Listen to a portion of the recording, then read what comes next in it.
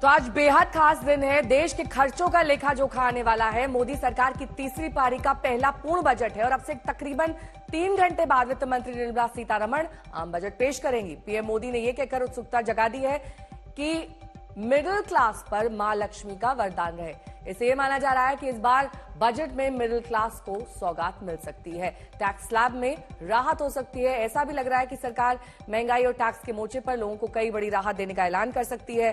सबसे बड़ा तोहफा टैक्स छूट के तौर पर आ सकता है। वहीं पेट्रोल और डीजल पर एक्साइज ड्यूटी पे कटौती का ऐलान हो सकता है। सवाल यह है कि क्या मोदी सरकार किसान और बेरोजगारों के लिए भी ऐलान करेगी।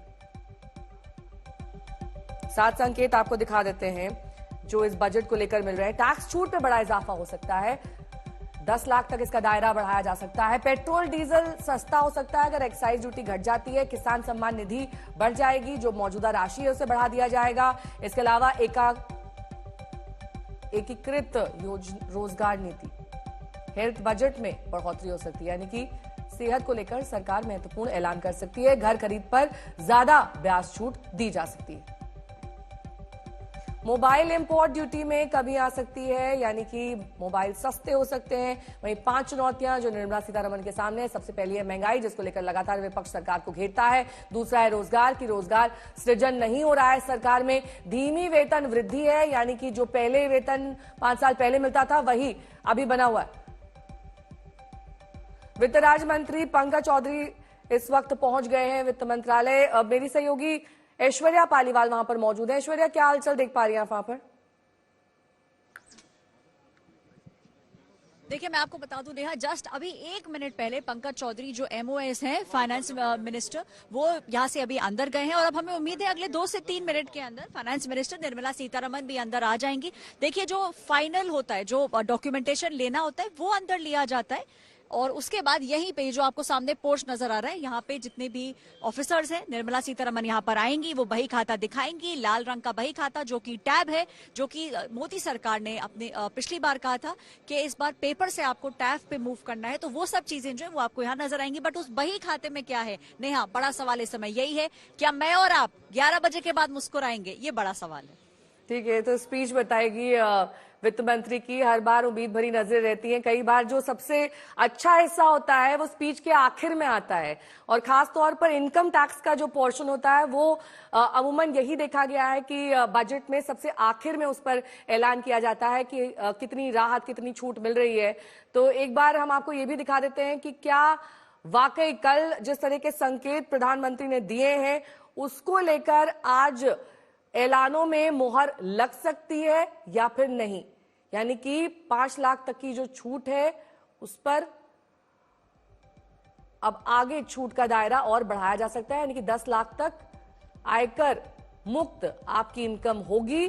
ये उम्मीद सबसे बड़ी की जा रही है।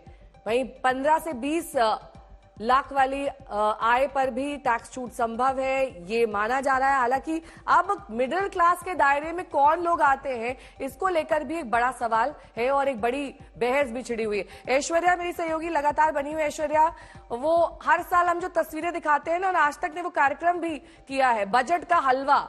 अब वो हलवा कितना मीठा होगा, दरअसल सबसे बड़ा सवाल टैक्स छूट को लेकर है। और अगर प्रधानमंत्री के संकेतों पर मोहर लगती है तो आम आदमी की तो बल्ले बल्ले है।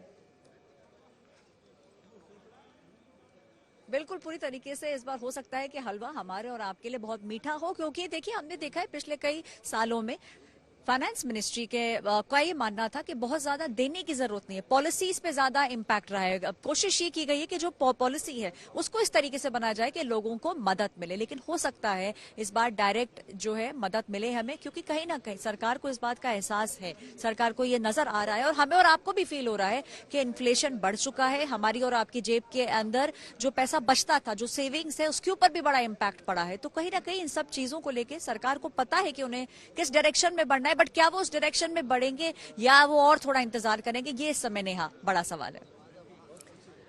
तो अब पीएम आवास योजना में 80 लाख घर का ऐलान किया जा सकता है। 2022-23 सभी जो बजट अनाउंसमेंट हुए थे वो बड़े ऐलान हम आपको दिखा रहे हैं। पूंजीगत खर्च को 11% बढ़ाया गया था 2024 में, लेकिन आज ये माना जा रहा है कि डायरेक्ट और इनडायरेक्ट टैक्स दोनों में तब्दीली की जा सकती है। ऐश्वर्या लगातार हमारे साथ जुड़ी हुई है। ऐश्वर्या, बड़ा सवाल ये भी है कि 2024 में जो नैरेटिव सेट किया गया था कि 400 पार का नारा दिया गया था, 400 पार तो आए नहीं। अब अगले चुनाव के लिए एक नैरेटिव सेट हो सके, मिडिल क्लास को फायदा पहुंच सके, वो वोटों में तब्दील हो सकता है मोदी सरकार 3.0 इसको सबसे बड़ी प्राथमिकता के तौर पर देखे।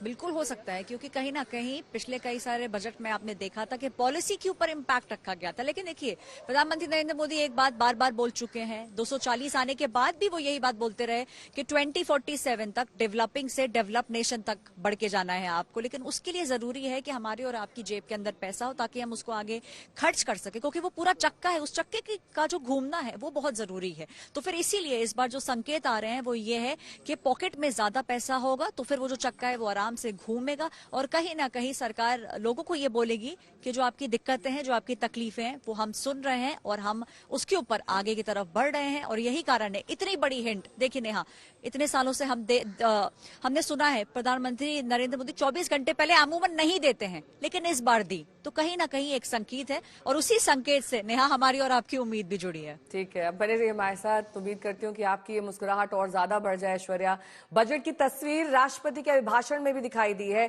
क्या कुछ कल के अभिभाषण में कहा गया, सुनिए। मेरी सरकार का लक्ष्य देश में 3 करोड़ लखपति दीदी बनाने का है।